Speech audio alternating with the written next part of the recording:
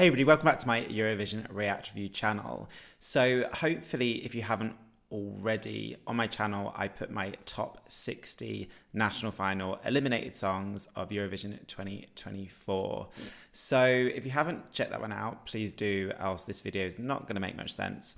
So every year we kind of reflect and think about which national final of the Eurovision season is our favourite. Now, depending on what criteria you use will depend on obviously what your answer is. I mean, I was reflecting and going over my top 60, and if we're talking about kind of like volume and quantity of numbers in my top 60, I think Remo from Italy would therefore come on top, irrespective of the fact that I wasn't able to watch it live. And then yeah, I'm just thinking of a multitude of different categories that I could work that out. Now, I kind of thought as I was doing my top 60 that what I would do is I would do it to work out my favourite national final this year. I would do it almost in an analytical way, drawing on the days that I used to run cross country at school.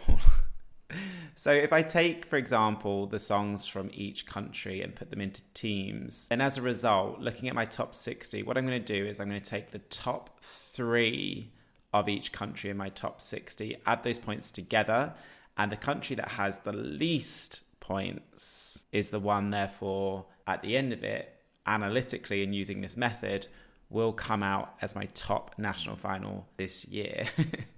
So I was trying to work out, so there are 12 countries in total that have at least 3 songs in my top 60 and therefore are eligible for this method. So what I'm going to do is I'm going to go from, and I'm going to show you 12 to 4, and then I'm going to talk through my top 3.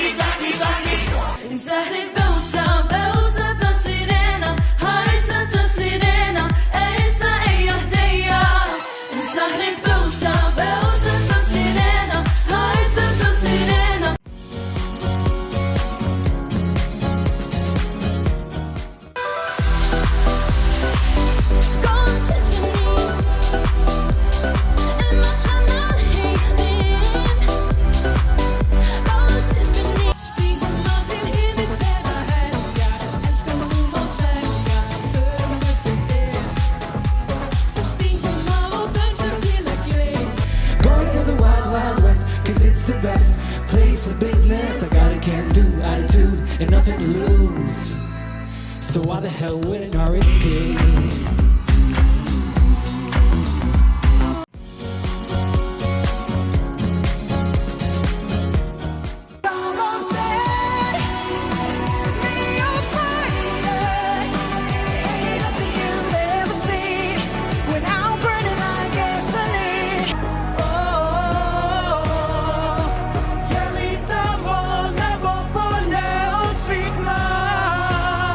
Stay alive.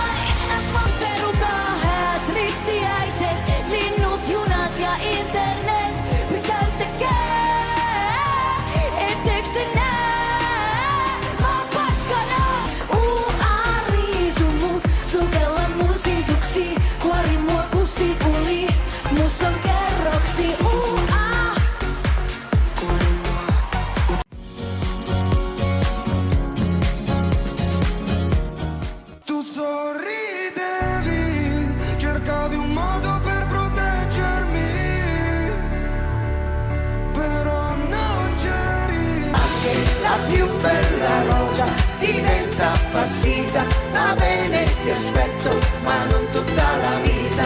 Sinceramente quando piango, anche se a volte mi nascondo, non mi sogno di tagliarmi le vene. Sto tremando, sto facendo un passo avanti e uno indietro, di nuovo su tu.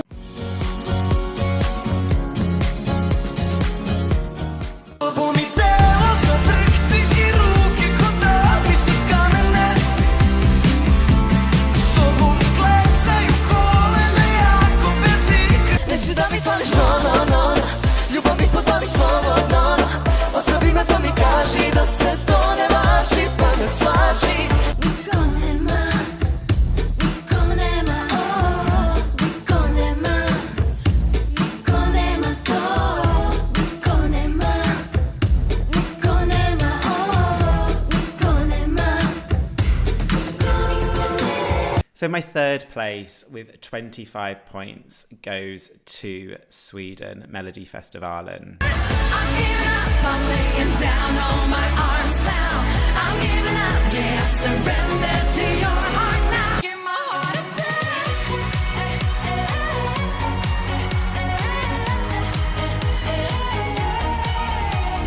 Not a single drop, got no more tears to cry. So give my heart a break, give my heart a break.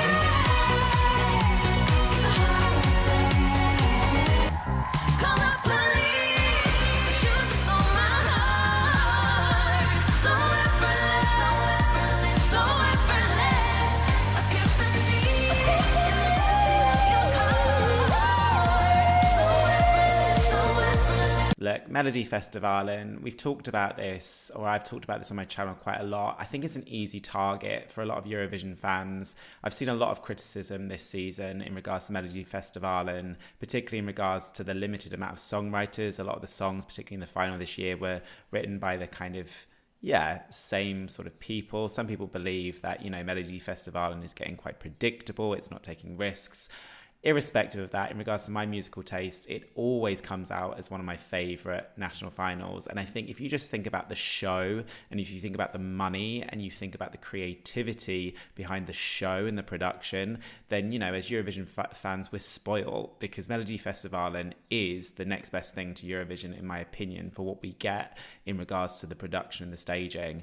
I always love Melodifestivalen. It's the one that I'm always looking forward to. And when the songs come out, and just, you follow these artists that keep returning, and each season or each year you think, oh, will they come back? And I'm hugely invested. I don't think I can ever, because Melodifestivalen has played such a big role in my love for Eurovision growing up, I don't think I can ever say anything critical about it. It will, forever go down in my estimations as a legendary national final. Right, number 2 and number 1 are tied, so I had to try and work out how to unbreak them. So 1 and 2 are tied with 23.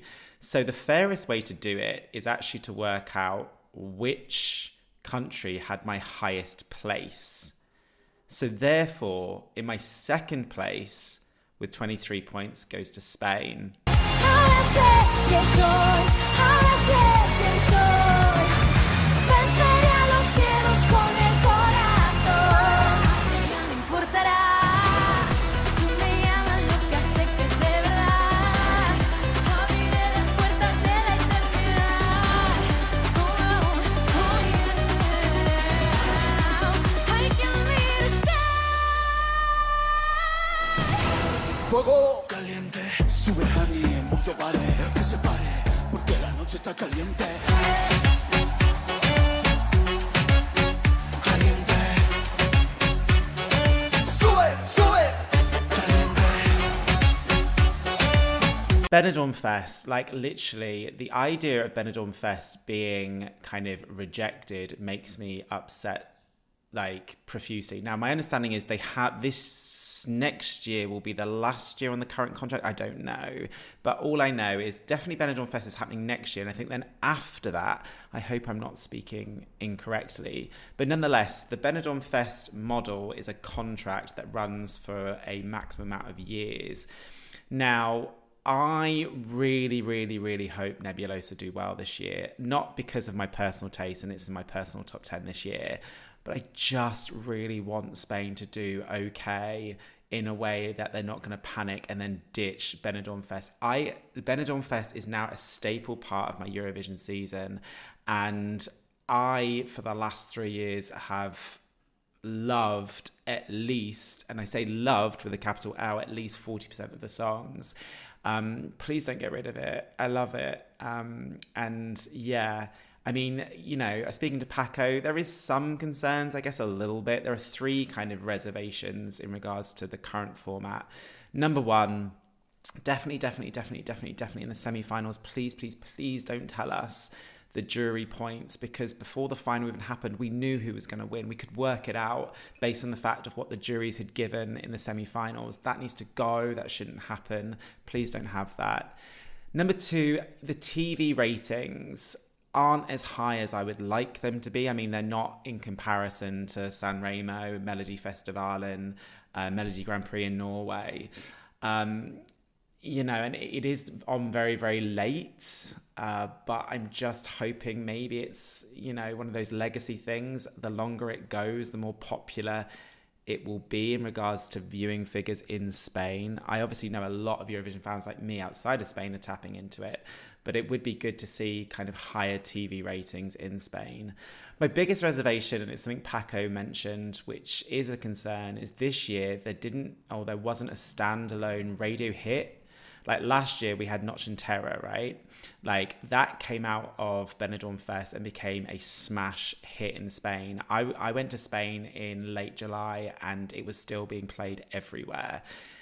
Paco did concern me slightly that from the songs this year, I mean, I don't know about DORA. I don't know to what extent Nebulosa is being played in Spain in regards to supporting it for Eurovision this year. But it is slightly concerning that on the back of Benidorm Fest 2024, there wasn't a smash hit, which again makes me slightly nervous moving forward. Benidorm Fest has to stay. I will cry. I was going to say not inside, outside. If Spain panic and if Nebulosa don't do well, or next year again they don't do well and then decide to go back to internally selecting. Like, I just love Benidorm Fest. Please keep it. And therefore, on my first place, I think this was my favourite national final last year, both objectively and analytically, and that goes to MGP in Norway. I would never hurt you, baby, unless you try to leave me, then maybe. And my heart is going down, diggy down, down, down, shoot up, down, down, down, diggy down, down, shoot up, down, diggy down, down, diggy down. He's the heartache of my life, keep me up above all night. I don't know if it's wrong or right. There's a heartbreak on the line. The songs this year in the final, there were 9 songs. I think I really, really, really liked 8 of the 9 and loved. Well, I mean, look at my top 60. There's quite a few in Norway in there. Like, it's now becoming, in regards to the songs coming out of, and I remember when all the songs came out this season, right at the beginning, there was so much disappointment around the quality of the songs, and as a result I held judgment. But by the time we got to the final, obviously Farida and Milo weren't there, but nonetheless by the time we got to the final, that was a strong final, and my top 60 is testament to that, with the amount of songs from Norway that's in there. Keep doing what you're doing, Norway. Keep doing what you're doing, Melodi Grand Prix, because I absolutely love it. This is the second year where it's been my favourite. So yeah, Norway, thank you very much. So yeah, those are my thoughts. Please let me know in the comments below who or what was your favourite national final this year, and I will leave it there. If you are still here and you haven't subscribed to my channel, please do. Click the notification button so you're informed if and when I post videos. And yeah, until next time, stay safe.